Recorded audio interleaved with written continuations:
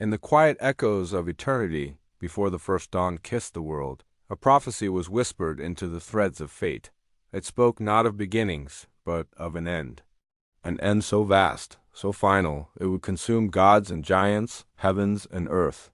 This is the story of Ragnarok, the twilight of the gods. The cosmos hummed with life, its 9 realms held in the embrace of Yggdrasil, the world tree.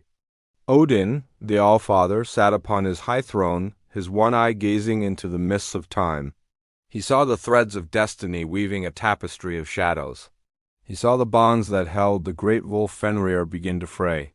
He saw the world serpent, Jormungandr, stir in the deep, its colossal form coiling with restless energy. And he heard the crowing of the 3 roosters, their calls heralding the coming storm. The first, a harbinger to the giants. The second, awakening the dead in Hel's domain. The third, a final warning to the gods in Asgard. The age of peace was a fragile dream, shattered by the first tremors of Fimbulwinter. A winter without end, 3 years long, where snows fell from all directions, and the sun grew pale and cold. Brother turned against brother, family bonds dissolved in the biting frost, and the hearts of men grew as hard as the frozen earth. It was a world cloaked in despair, a prelude to the chaos that would follow.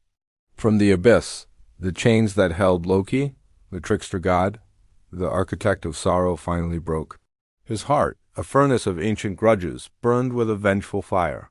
He rallied his monstrous children, Fenrir, whose jaws could swallow the sky, and Jormungandr, whose venom could poison the seas.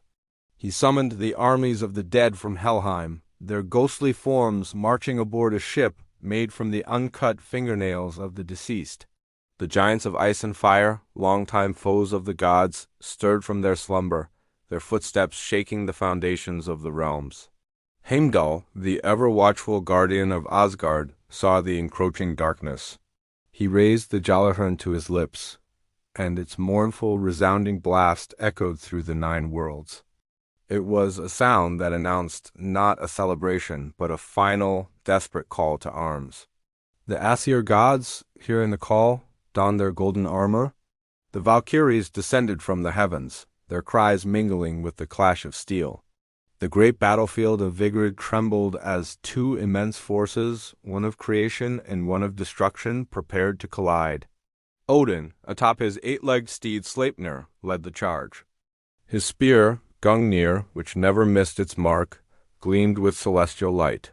He rode to face his ancient nemesis, the wolf Fenrir. The battle was a maelstrom of courage and fury. Thor, the mighty god of thunder, faced the world serpent, Jormungandr. Mjolnir, his hammer, flew like a meteor, striking the serpent's head with earth-shattering force. The serpent recoiled, spewing a torrent of black venom that clouded the sky. Though Thor was victorious, he stumbled back, poisoned, and fell, his life given to save the worlds from the serpent's corruption. The god Freyr, radiant and brave, fought the fire giant Surtur, lacking his enchanted sword, which he had given away for love. He fought valiantly with an antler, but was ultimately consumed by Surtur's flaming blade. Tyr, the one-handed god of justice, met the monstrous hound Garm, guardian of Hel's gate. They were locked in a fatal embrace, each dealing the other a mortal wound, a final act of grim balance. Loki and Heimdall, eternal adversaries, clashed in a duel of bitter hatred, their mutual destruction a final, tragic irony. And Odin, the All-Father, wise and powerful, met his foretold doom. The wolf Fenrir, a creature of pure, untamable chaos, lunged forward. Its gaping maw stretched from the earth to the heavens, and in one horrific moment, it swallowed the king of the gods whole. The light of Asgard seemed to dim. But vengeance was swift. Vidar, Odin's silent son, whose shoe was crafted from the scraps of leather saved across ages, strode forth. He placed his foot in the Volf's lower jaw, and with godlike strength tore the beast asunder, avenging his father in the heart of the storm. With the gods falling and the armies of darkness surging, Surtur, the fire giant, brandished his sword, a blade brighter than the sun. He unleashed its primordial fire upon the world. Flames engulfed Yggdrasil, the world tree. The 9 realms burned. The earth groaned, convulsed, and sank into the boiling, blackened sea. Stars fell from the heavens like tears. Silence descended. A profound, empty silence. The gods were gone. The worlds were gone. Ragnarok was complete. But an end is never just an end. It is also a transformation. Out of the dark, silent waters, a new earth began to rise, green, vibrant, and pure. Unsown fields yielded bountiful crops.